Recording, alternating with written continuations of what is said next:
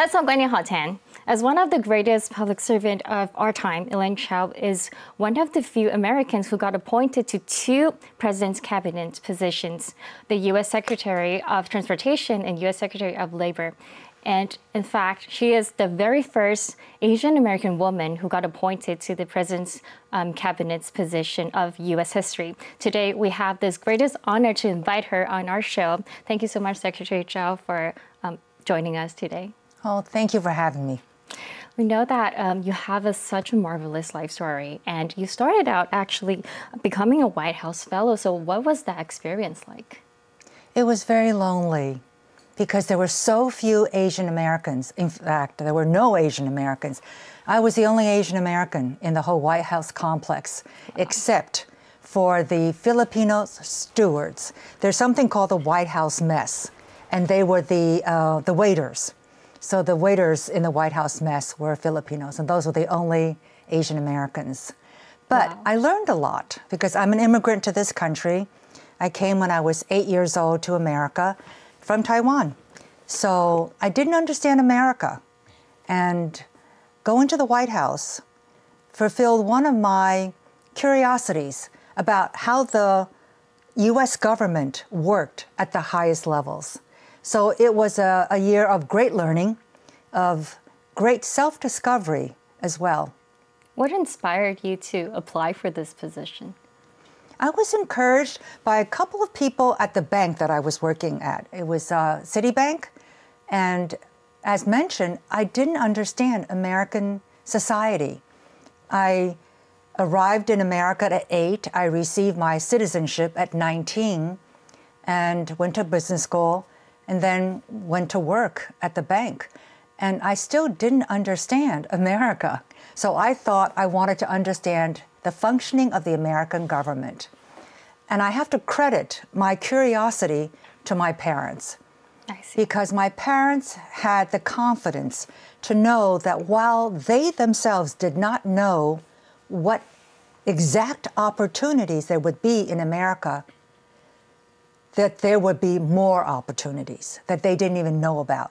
So they encouraged us to go out, explore, and fulfill our own potential because they're Christians also. And they believe that each one of us has God-given talents, and it's up to us, each person, to find out what is God's intent. So you started out with your curiosity, but your curiosity led to a lot of obstacles. Like you just mentioned that there weren't a lot, when you entered the workforce, there weren't a lot of women in the workforce. There weren't even a lot of Asian Americans in the workforce, but you're both, a combination of both.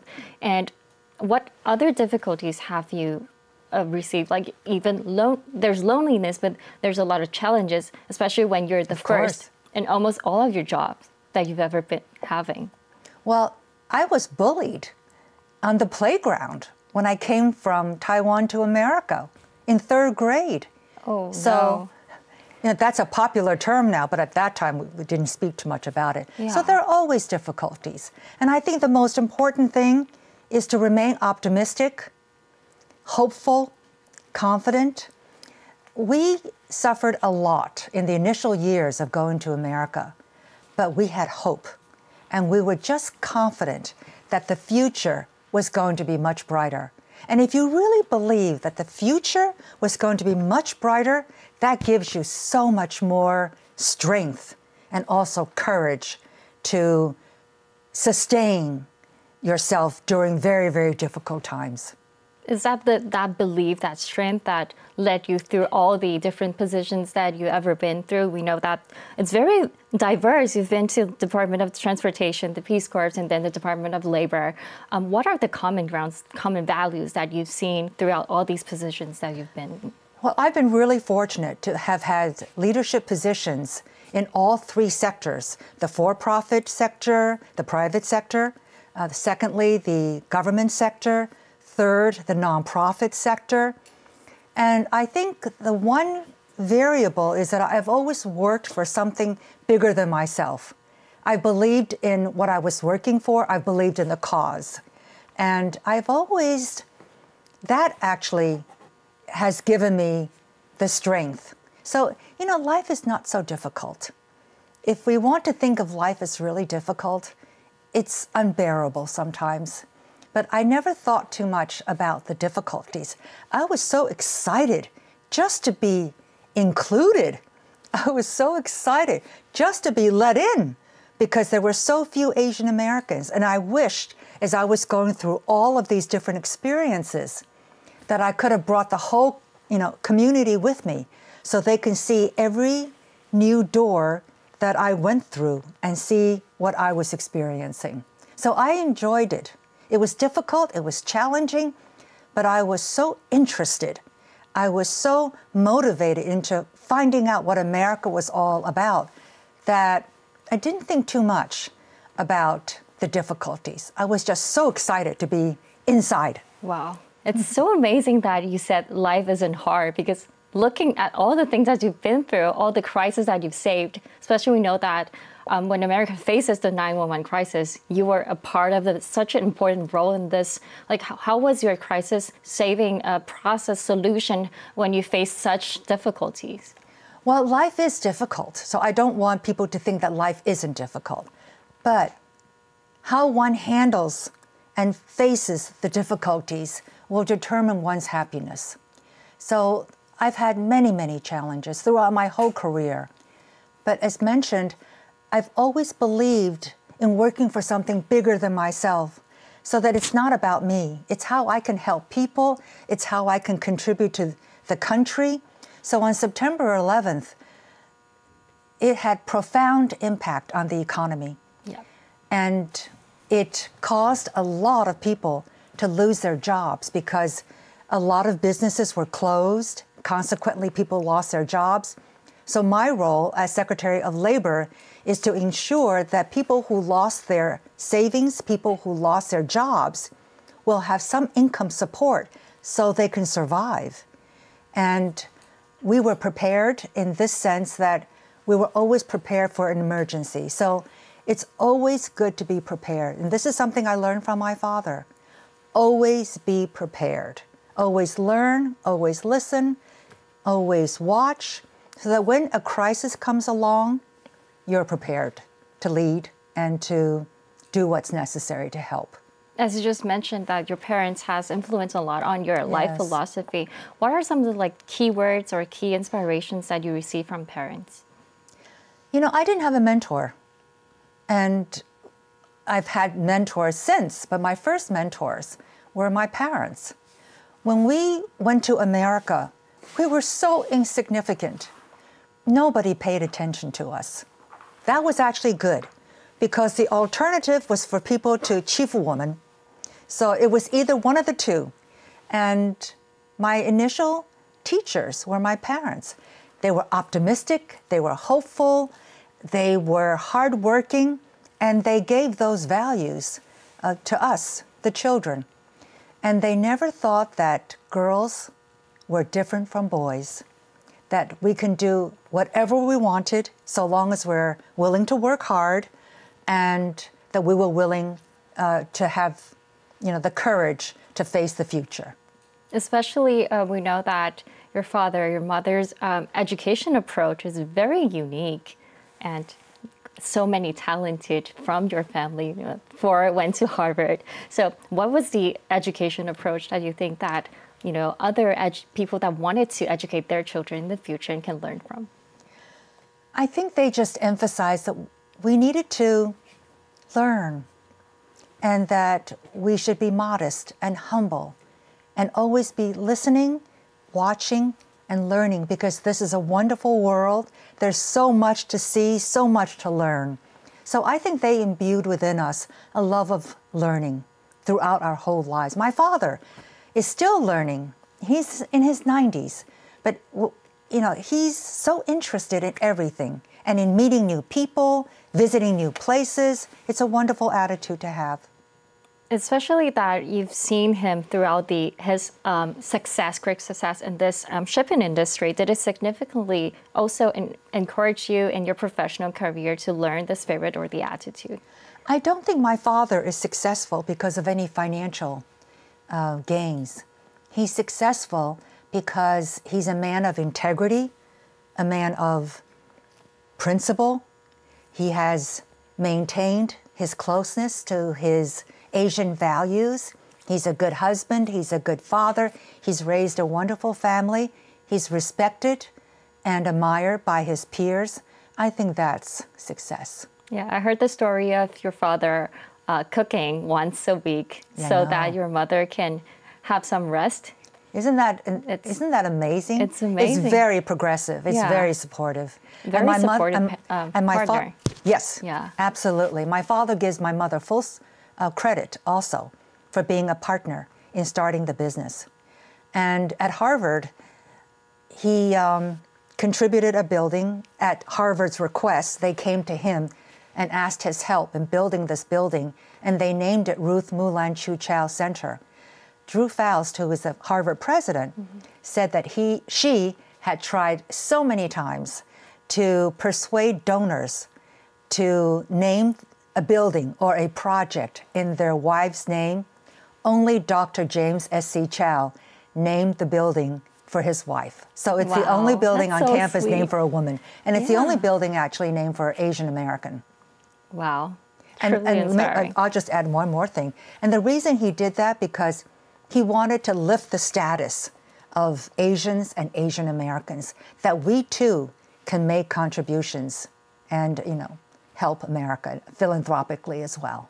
I think that you've reached such a great success in professional life, in your personal life. It's mostly because, you just mentioned, that your parents, it's a very loving environment. I think the structure of the family is very strong, and that led to you being able to face any crisis with great calm. It's so going to surprise you, but we don't think we're successful. We're just trying our best to go from day to day, try to do good things, be a good person. And we never thought about reaching success. As my parents taught us, 第一，做好人，第二，贡献社会. Those are the two goals that we were given by our parents. And like I just mentioned about the shipping industry of your parents, did it influence what you did after in your professional career? I think it taught me that hard work is a necessity. And number two, you have to be creative and innovative. You have to have some ideas because you have to improve things. And then thirdly, take the long-term point of view. Don't be too excited by, wins, triumphs. Don't be too discouraged when things go badly, but just keep an even keel. So this is very Asian. It's very And then Asian. also be very, very considerate of human relations. Because 我父母常常讲，人对人的关系是最复杂的. I think the Chinese Asians understand this because we have thousands of years of history. So I think we're much more careful with human relations, which is very wise. Yeah. So before you started the public service, did you actually work in your father's shipping industry? Yes, for company? 2 years. He's very kind, and he says that I did a good job. I don't know whether I did a good job. You started, was that your first job? It was actually probably second or third. I worked as a librarian during summers, during college and high school. I see. And he got me the job. But this is actually very unusual. Yeah. So in America, it's expected that you get a summer job. Mm-hmm. To Chinese parents, that's not usual. That's not usual. They want their child to study, to learn. But I begged my father to get me a job, and so he got me a job as a librarian in a law firm. That's so cool. That's what led to you working in a law firm? No. So I worked after graduation from college. I worked for my father for 2 years before going to Harvard Business School. Okay. And then later on, inspired and wanted to work for public service. I was working in Citibank. After business school, I worked for Citibank. And again, I just couldn't understand how America was governed. I wanted to find out how decisions were made at the very highest levels of the American government. And I had very kind people who suggested that I look at the White House Fellowship program. And then it led all the way to where you are today. Yes, and I only expected to stay for 1 year. But as I have found in my life, and I think it's generally true, if you work hard and you contribute in an increasingly diverse world, we will get noticed. So I tried very hard to do a good job. I never thought about the next job, and then opportunities came my way. Because you've been doing a great job, that one opportunity came for another, and we know that you've been with the 2 positions in the cabinet. Would you ever consider returning to public service again? I don't think so, because public service has changed so much. I'm so sorry to say that it's gotten so partisan, and I don't mind if the attacks are against me and my husband. We are in the arena, so to speak. But nowadays, these attacks, false, malicious lies, occur on the family, and I think that's too much to ask of them. I see. And what is your point of view of the current U.S. and Taiwan's relationship? Because Taiwanese people are very curious that U.S. and Taiwan is actually getting closer and closer each day. Well, I think it's helpful for all nations to have a peaceful existence. It helps world harmony, it helps world peace. And I think for America, the whole concept of cross-strait conflict is not something that America wants either. So many people have asked me to tell my story, and I'm in Taipei because a biography has been written about me. It talks about my struggles, the challenges, and how I overcame a lot of these difficult situations. And the purpose is to give people encouragement and inspiration in their own battles, in their own difficulties. But I also want to introduce a biography about my parents, and it's called Riding the Waves, and the Chinese name is 破浪者哲学. It talks about their philosophy, because their philosophies have influenced my life. So without their philosophies, there would not be an Elaine Chao. So in Chinese, it's called 饮水思源. That means never forget where you're from. Yes, very important. Very inspiring. So your parents inspired you, and you inspired us. Oh, so no, not at all. Thank you so much for being the legend you are, and for being someone that we can all look up to. Thank you so much. 不敢当，讲得太好了。 Thank you for coming. Thank you.